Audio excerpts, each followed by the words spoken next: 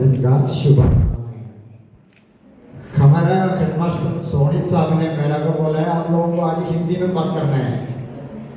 मेरा को थोड़ा प्रॉब्लम है हिंदी में, जो स्पीच करने में थोड़ा सा दिक्कत होता है, लेकिन बात करने के लिए प्रॉब्लम नहीं है।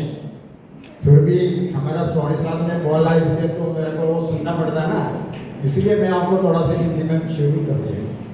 तो आपको कुछ समझ में आया क्या? नहीं, आप सब लोग हंस रहे। जो मेरा बेटी नन्मा मेरे को बोला आप अच्छा पापा आप हिंदी में बात नहीं करना, आप मलयालम में बात करना है, वो अच्छा लगेगा मुझे। इसीलिए मैं अभी आपको मलयालम में बात करना चाहता हूँ, ठीक है? ഇന്ന് നമ്മുടെ 78ാമത് സ്വാതന്ത്ര്യ ദിനമാണ്. ഈ സ്വാതന്ത്ര്യ ദിനം ആഘോഷിക്കുന്ന ഈ വേളയിൽ നമ്മുടെ രാഷ്ട്രപിതാവ് മഹാത്മാഗാന്ധിക്ക് പ്രണാമം അർപ്പിക്കുന്നു. ഒപ്പം തന്നെ നമ്മുടെ രാജ്യത്തിന് സ്വാതന്ത്ര്യം നേടിത്തരുന്നതിന് വേണ്ടി ജീവത്യാഗം ചെയ്ത രക്തസാക്ഷികൾക്ക് പ്രണാമം അർപ്പിക്കുന്നു. നമുക്കറിയാം നമ്മുടെ രാജ്യം ഇന്ന് ഒരു വലിയ പുരോഗതിയുടെ വക്കിലാണ്. വലിയൊരു കുതിച്ചുചാട്ടം നടത്തിക്കൊണ്ടിരിക്കുകയാണ് ഇന്ത്യ ഇന്ന് ലോകത്തിന് മുൻപിൽ. ഈ സ്വാതന്ത്ര്യം നമുക്ക് കിട്ടിയിരിക്കുന്ന ഈ സ്വാതന്ത്ര്യം കാത്തു സൂക്ഷിക്കുന്നതിനുള്ള ഉത്തരവാദിത്വം ഈ ഭൂമിയിൽ ജനിച്ച ഈ ഇന്ത്യയിൽ ജനിച്ച നമുക്ക് ഓരോരുത്തർക്കുമുണ്ട്.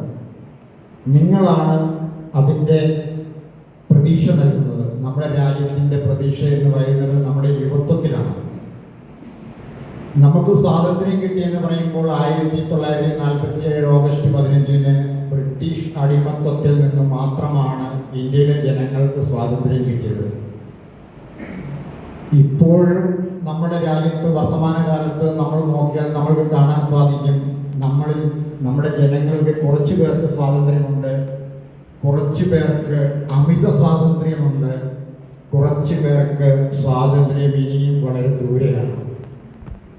എനിക്ക് നിങ്ങളോട് പറയാനുള്ളത് ഒരു കാര്യമേ ഉള്ളൂ, നമ്മുടെ ചിന്തകൾക്ക് സ്വാതന്ത്ര്യമുണ്ട്. അതിനാർക്കും കൂച്ചുവരം ഇടാൻ പറ്റത്തില്ല. നമുക്ക് സ്വതന്ത്രമായിട്ട് ചിന്തിക്കാൻ കഴിയണം.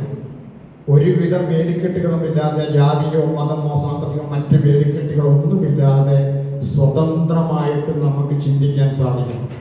ആ സ്വാതന്ത്ര്യത്തെ തടയാൻ ആർക്കും സാധ്യമല്ല.